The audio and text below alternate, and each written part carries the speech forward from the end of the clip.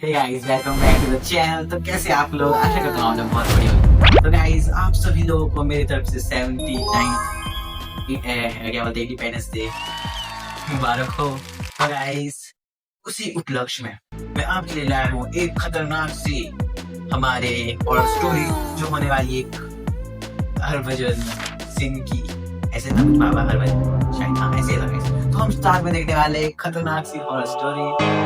और जो स्टोरी है उसको तुमने कहीं ना कहीं तो सुना ही होगा। मैंने कहीं देखा था, शायद रील्स में या कहीं शॉर्ट्स में कहीं देखा था, सुना उस प्रकार। तो आज हम इस स्टोरी को देखने वाले गाइस। तो गाइस वीडियो बनाए बहुत ज्यादा ही खतरनाक तो एंजॉय द शो गाइस।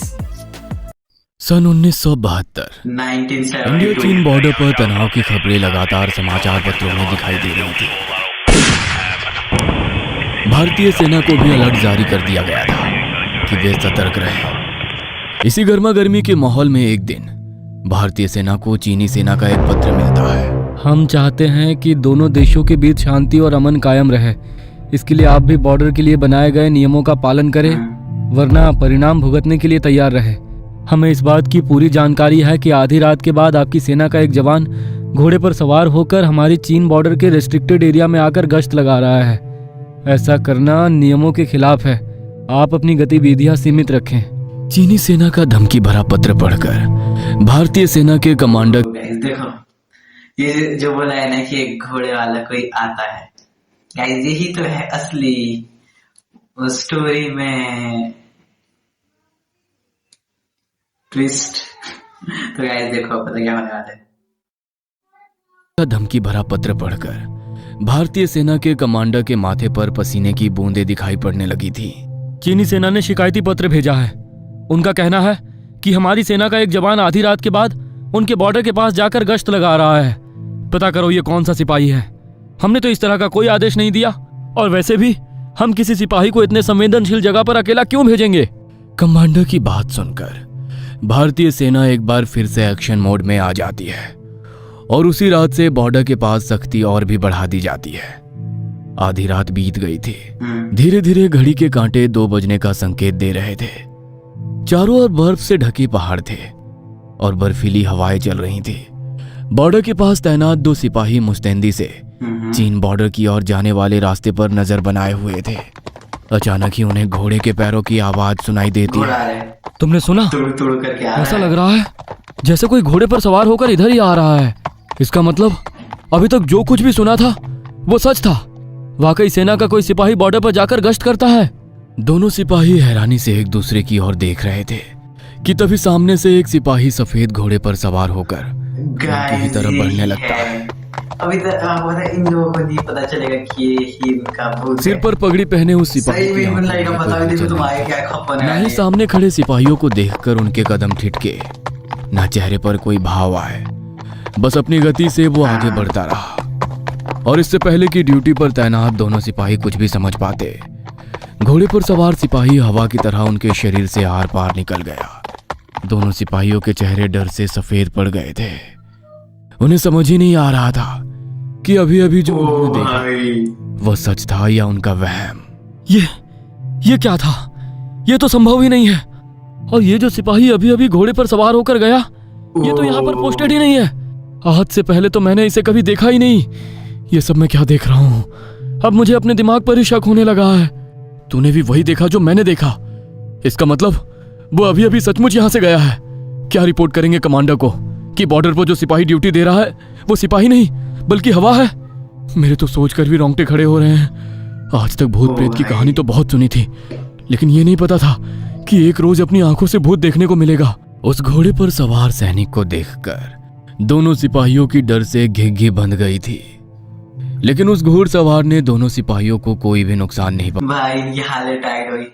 भाई मैं होता ना वहां पे तो अगर मैं होता वहां पे आर्मी का, ठीक है, सोल्जर, अगर मेरे सामने ज्यादा कोई, तो भाई मैं बंदूक चला देता। क्या बंदूक नहीं चला रहे, ये क्या कर रहे? पर ये अपनी तरफ के ही है, मतलब कि ये जो है ना भूत चाहे तुम जो भी बोलो, ठीक है, बोलते हैं ये, ठीक है, कि वो हमारे इंडियन आर्मी के थे, शहीद हो गए थे शायद कुछ, उसके बाद वो बॉर्डर की रक्षा करते थे। आगे देखो, तुम इतनी इंटरेस्टिंग है भाई, तुम भी क्या याद करोगे। पहुंचाया। किसी तरह बॉर्डर के पास अपनी रात की ड्यूटी पूरी करने के बाद दोनों सिपाही सवेरे अपने ऑफिसर को रिपोर्ट करने जाते हैं। चीन की तरफ से जो चिट्ठी आई है वो खबर एकदम सही है सर। चीन बॉर्डर पर हिंदुस्तान का एक सिपाही घोड़े पर सवार होकर रात के 2 बजे गश्त देने गया था, लेकिन ये जानकर आपको हैरानी होगी कि वो सिपाही जिंदा नहीं है बल्कि एक भूत है। क्या बात कर रहे हो? मजाक चल रहा है क्या यहाँ पर? नहीं सर, हम दोनों ने अपनी आंखों से देखा। घोड़ा लेकर शरीर के आर पार निकल गया। वो इंसान नहीं है सर, उसके सिर पर पगड़ी थी और उसने इंडियन आर्मी की यूनिफॉर्म भी। भाई ऐसी बात अपने सीनियर के पास बोलेगा ना, कैप्टन कुप्टन के पास आर्मी के हो तो बोलेगा भाई वो तुम्हारा वही करा देगा सीधे ट्रांसफर। पहनी हुई थी। सिपाहियों के मुंह से ये बात सुनने के बाद ऑफिसर के चेहरे के भाव बदलने लगते हैं। अच्छा ठीक है भाई, तुम दोनों जाओ, मैं देखता हूँ। तभी ऑफिसर रणविजय नाम के एक दूसरे सिपाही को बुलवाता है। कुछ देर बाद रणविजय ऑफिसर के कैबिन में आता है। जय हिंद सर, आपने मुझे बुलवाया? हाँ रणविजय, एक बात सच सच बताओ, पिछले शनिवार की रात क्या हुआ था तुम्हारे साथ? क्या साहब, मैं बताऊंगा तो फिर आप नाराज होंगे। नहीं नहीं, तुम बताओ, मैं वाकई जानना चाहता हूँ। मैं रात के समय अपनी ड्यूटी कर रहा था साहब। ठंड बहुत ज्यादा क्या हो गया था? कड़कड़ाती ठंड में मेरी हालत खराब हो रही थी कि तभी मेरे साथ वाले सिपाही ने थोड़ी सी आग जलाई। आग की गर्मी मिलने से मेरी हल्की सी आंख लग गई। अगले ही पल मैंने महसूस किया जैसे किसी ने मेरे मुंह पर जोरदार तमाचा मारा हो। तमाचा इतना जोरदार था साहब कि एक झटके से मेरी नींद टूटी और मैं हड़बड़ा कर खड़ा हो गया। देखा तो सामने इंडियन आर्मी की यूनिफॉर्म में एक जवान खड़ा था। सर पर पगड़ी थी और चेहरा बिल्कुल गंभीर। गुस्से में मुझसे कहने लगा कि देश की सुरक्षा तुम्हारे हाथों में है और तुम यहाँ सो रहे हो। उसकी आवाज में इतना गुस्सा था कि मैं अंदर तक कांप गया और तुरंत अपनी ड्यूटी पर मुस्तैदी से लग गया। अच्छा ठीक है, तुम जाओ, डिसमिस। सिपाही अपनी आप बीती बताकर जा चुका था, लेकिन अब ऑफिसर सबरवाल दोनों घटनाओं के तार आपस में जोड़ने का प्रयास कर। भाई ये भी सोच रहा हूँ ना भाई, इनका जो लीडर है जो कैप्टन कुप्टन कि भाई क्या ही कहानियां सुना रहे भाई मेरे को। शुड है उसको रात को थप्पड़ी मार दे एक फौजी को। ओ भाई ऐसा होता है भाई, आर्मी वाले बहुत स्ट्रिक्ट होते हैं भाई, भूत बन के भी अपनी देश की सेवा करे भाई। बहुत खतरनाक रहे थे। हो ना हो इस घटना का संबंध हरभजन सिंह के साथ ही है। इसका मतलब वो आज भी हमारे साथ है। हरभजन सिंह एक सिपाही थे जो साल 1968 में चीन बॉर्डर पर तैनात थे। भारतीय सेवा ज्वाइन किए हुए अभी उन्हें 2 वर्ष ही बीते थे कि एक रात सर्द मौसम और बर्फीली हवाओं के बीच अचानक तेज बर्फबारी होने लगती है। वह देखते हैं कि कुछ सैलानी पहाड़ों में फंसे हुए हैं। सैलानियों की मदद करने के दौरान वह एक तेज बहते नाले की चपेट में आ जाते हैं। नाले के बहाव में वो खुद को संभाल नहीं पाते और उसके साथ ही बह जाते हैं। आधी रात के समय अचानक हरभजन सिंह के गायब हो जाने के कारण भारतीय सेना ने यही समझा कि शायद हरभजन सिंह सेना छोड़कर भाग गए हैं। सेना ने 1-2 दिन उन्हें आसपास के इलाके में ढूंढा, लेकिन जब उनका कोई पता नहीं लगा तो सेना की तरफ से उन्हें भगोड़ा घोषित कर दिया गया। भगोड़ा घोषित करने के 3 दिन बाद ही एक रात अचानक ही उनके दोस्त को आधी रात में सपना आया। सपने में, मुझे भगोड़ा समझने की गलती मत करना, मैं तो उस रात सैलानियों की मदद। सपने से पहले बात भाई मेरे को तो पता ही थी ये कहानी यार, शिट मैं तो कुछ और ही सोचता था भाई। मेरे को लगा था कि युद्ध में कुछ युद्ध मतलब क्या बात कर रहा हूँ मैं यार, इतनी हिंदी कैसे आई मेरे को। मतलब वॉर में कुछ जो भी था भाई, उनको गोली भी लगी हो गया, बॉम्ब पड़ गया होता, वो मर गए।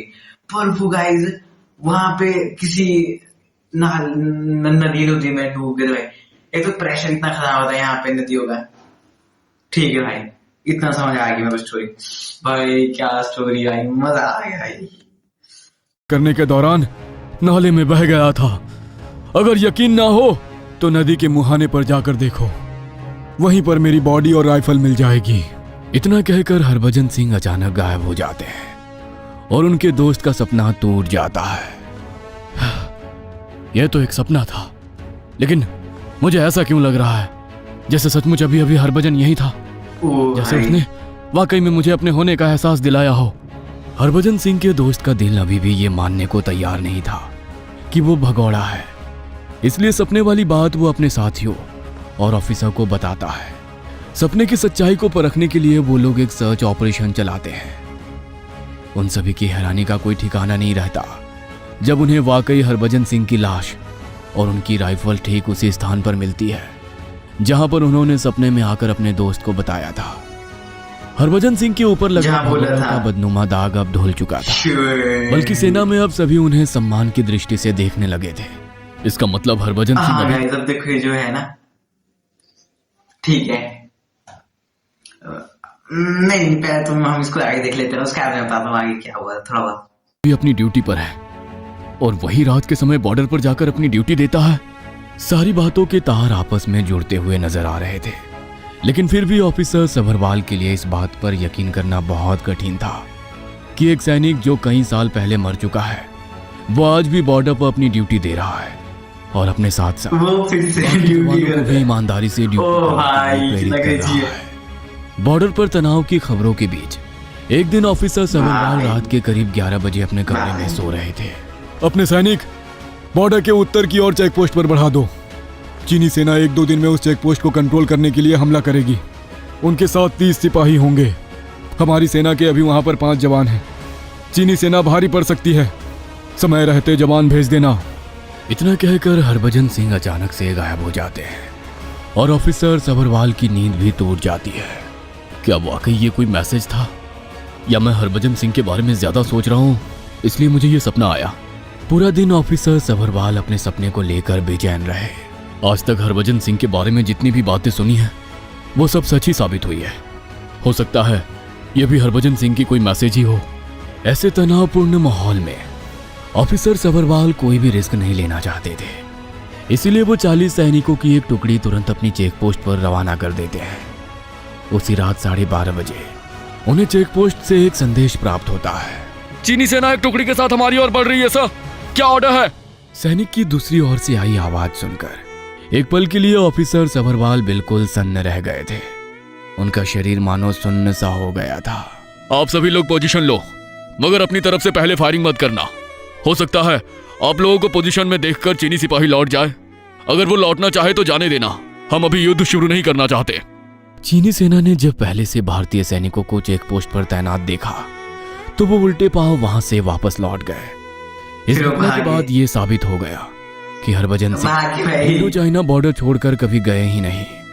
उनका शरीर चाहे खत्म हो गया हो, लेकिन आत्मा आज भी वही है। उन्होंने अनेकों बार बॉर्डर पर अपने साथियों की मदद की है। वो आज भी एक अदृश्य शक्ति बनकर बॉर्डर पर तैनात सैनिकों की रक्षा और सहायता करते हैं। भारतीय सैनिकों के मन में उनके लिए इतना श्रद्धा और विश्वास है कि उनके नाम से गैंगटॉक में एक मंदिर भी बनाया गया है। एक सच्चे देशभक्त देश सेवा उनके नाम से मंदिर भी बनाया। ये बोला था गाइस में कि मैंने देखा, तुमने भी कहीं ना कहीं देखा होगा। आई कितनी क्रेजी स्टोरी थी, आई इतना मजा आ गया। करने से मौत भी नहीं रोक सकती। तो बाबा हरभजन सिंह की देश के प्रति भाव देखकर भारतीय सेना ने एक बार फिर उनकी तनख्वाह और भत्ते वापस शुरू कर दिए और उन्हें एक आम सैनिक की तरह पोस्टिंग और छुट्टी भी दी जाने लगी। 40 साल तक देश की सेवा के दौरान 2 महीने की छुट्टी के लिए 2 सिपाही उनका सामान उनके घर तक छोड़कर आते थे और 2 महीने बाद वो लौट कर आते थे। वैसे तो कहते हैं कि अब बाबा को आर्मी से ऑफिशियल रिटायरमेंट दे दिया गया है, लेकिन जिस सैनिक को अपनी ड्यूटी करने से मौत नहीं रोक सकी, रिटायरमेंट क्या रोक पाएगा? कोई नहीं जानता कब वो बॉर्डर पर घोड़े पर सवार होकर गश्त करते दिखाई दे जाए। गाइस क्या स्टोरी थी यार, हरभजन सिंह बहुत अच्छी स्टोरी थी यार गाइस। तो गाइस अगर तुम्हारे को ऐसे ही हॉरर स्टोरी पसंद आती है तो तुम देख सकते हो मेरे रिएक्शंस, तुम मेरी और वीडियोस देख सकते हो। और मैं हर सैटरडे को 7 बजे एक नई हॉरर एनिमेशन स्टोरी अपलोड करता हूँ, तुम देख सकते हो।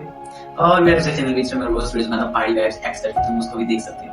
तो thank you for watching this video guys. आप फिर से 79th हैप्पी इंडिपेंडेंस डे और जय हिंद, जय भारत, जय श्री राम। और आगे बड़ी थोड़ी स्टोरी थी। मिलेंगे नेक्स्ट वीडियो में, तब तक के लिए बाय बाय।